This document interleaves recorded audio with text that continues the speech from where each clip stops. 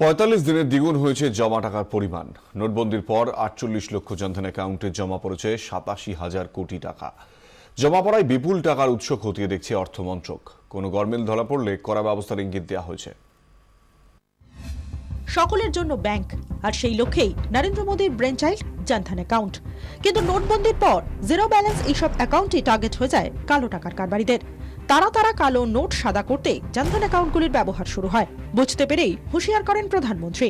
देश के सभी जनधन अकाउंट वाले गरीबों को कहना चाहता हूं, जिसने भी आपको पैसा दिया है, जिसका भी पैसा अपने बैंक में रखा है, वो उठाइए मत। ৫০ দিনের মেয়াদ শেষের পর স্পষ্ট মোদীর আশঙ্কা মিথ্যে নয়। অর্থমন্ত্রকের পরিসংখ্যান বলছে, নোটবন্দির পর থেকে জনধন অ্যাকাউন্টে জমা পড়া টাকার পরিমাণ বেড়ে দাঁড়িয়েছে দ্বিগুণ। নোটবন্দির পরের ৪৫ দিনে জনধন অ্যাকাউন্টে জমা পড়া টাকার মোট পরিমাণ ৮৭,০০০ কোটি। ১০ই নভেম্বর থেকে ২৩শে ডিসেম্বর পর্যন্ত ৪৮ লক্ষ জনধন অ্যাকাউন্টে জমা পড়েছে ৪১,৫২৩ কোটি টাকা।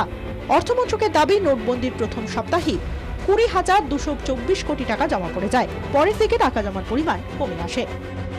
অর্থমন্ত্রকের কর্তাদের যুক্তি, প্রথম কয়েক সপ্তাহে জনধন অ্যাকাউন্টগুলিতে প্রচুর পরিমাণ টাকা জমা পড়তে শুরু করে, কিন্তু তারপর আয়কর কর্তারা বিভিন্নভাবে মানুষকে সতর্ক করা শুরু করেন, আর তাতেই কাজ হয়। পরের কয়েক সপ্তাহে কমে আসে জমা করা টাকার পরিমাণ। আপাতত প্রতিটি জনধন অ্যাকাউন্টের বিস্তারিত তথ্য খতিয়ে দেখছে অর্থমন্ত্রক। কোথাও কোনো গরমিল ধরা পড়লে কড়া ব্যবস্থা নেওয়ার ইঙ্গিত দেওয়া হয়েছে। অর্থমন্ত্রকের কর্তারা বলছেন, যদি বোঝা যায় অন্য কারোর অ্যাকাউন্ট ব্যবহার করে কালো টাকা সাদা করা হয়েছে, তবে তার বিরুদ্ধে কড়া ব্যবস্থা নেওয়া হবে। ব্যুরো রিপোর্ট, ২৪ ঘন্টা। বিদেশে থাকা ভারতীয় ও প্রবাসী ভারতীয়দের জন্য পুরনো নোট জমা দেওয়ার নিয়ম কিছুটা শিথিল করল রিজার্ভ ব্যাংক। ৮ই নভেম্বর থেকে ৩০শে ডিসেম্বর এই সময়কালে যেসব ভারতীয় নাগরিক বিদেশে ছিলেন তারা পুরনো নোট জমা দিতে পারবেন ৩১শে মার্চ পর্যন্ত।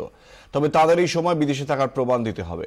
প্রবাসী ভারতীয় অর্থাৎ বিদেশে যারা স্থায়ীভাবে বা কর্মসূত্রে বসবাস করবেন তারা এই সুযোগ পাবেন ৩০শে জুন পর্যন্ত। তবে এনআরআইরা কত নোট জমা দিতে পারবেন তার উপর বিধিনিষেধ থাকছে। ফেমা বা ফরেন এক্সচেঞ্জ ম্যানেজমেন্ট আইন অনুযায়ী প্রবাসী ভারতীয়রা টাকা জমা দিতে পারবেন। যে একবার নোট জমা দিয়েছেন তিনি এই সুযোগ পাবেন না।